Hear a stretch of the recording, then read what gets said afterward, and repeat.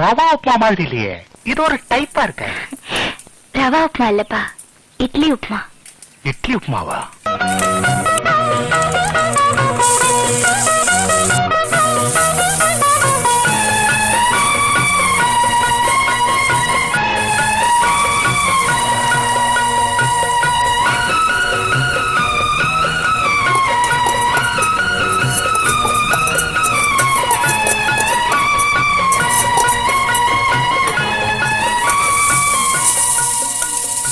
உப்புமா ரொம்ப நல்லா இருக்குமா, உப்புமா ரொம்ப சூப்பரா இருக்குமா.